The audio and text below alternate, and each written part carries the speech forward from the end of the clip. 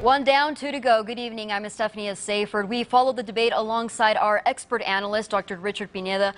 Joined now by him, Dr. Pineda, a communications professor at UTEP. You've also debated high school through college. Thank you for joining us. You're very welcome. Right off the bat, minutes into the debate, it got heated quickly, specifically when it came to the topic of Botham Jean and Officer Amber Geiger. What do you think of the topics that were discussed? I think it was a really balanced debate in terms of the questions. I think that the answers also fit what was probably predictable. Both men used the debate to speak to their base, so I don't think that there was anything surprising in terms of the answer. I think the energy with which the two men approached the debate, I think, was unique. Certainly, Congressman O'Rourke needed to appear senatorial, and I think he did in this debate, and I think that Cruz had to look like he normally does, which is the sitting U.S. Senator. From the beginning, O'Rourke brought up that he's visited all 254 counties in Texas, and he brought up specific examples throughout the debate. It seemed like both got very personal, even Ted Cruz talking about his sister who had overdosed. Do you think this was strategic?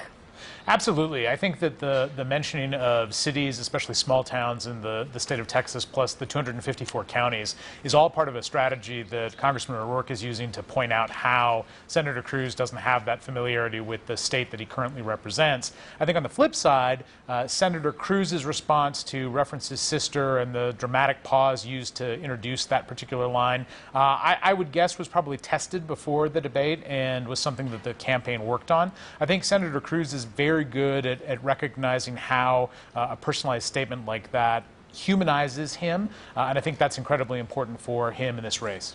Now, yesterday when we asked you what we should expect or be on the lookout for in this debate, you mentioned nonverbal cues. What did you notice throughout the debate? Well, I think that both men really command the stage well, and I think that probably comes from Cruz's experience, and I think with Congressman O'Rourke, the training to be able to maintain that presence on the stage. So I think in that sense they were very good. I think that the fact that it wasn't a split screen was intriguing, because that means that you didn't get to see nonverbal responses from questions. So towards the end of the debate, at some point you could hear Senator Cruz laughing at one of the answers that Congressman O'Rourke gave, but because you didn't have that split screen, there's really no way to see that. And that's something that's interesting. I think that the campaigns will probably think about how they want to deal with that in these last two debates.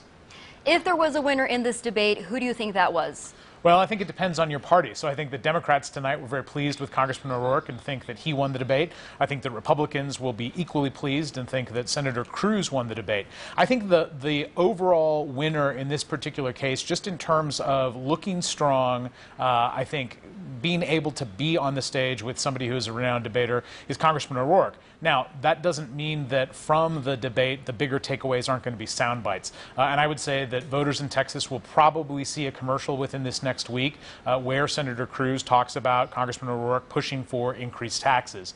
These debates become very, very important in terms of being able to generate that sound bite that goes into a commercial. And so I think from that sense, both campaigns will claim victory tonight. All right, our expert analyst, Dr. Richard Pineda, thank you so much for joining.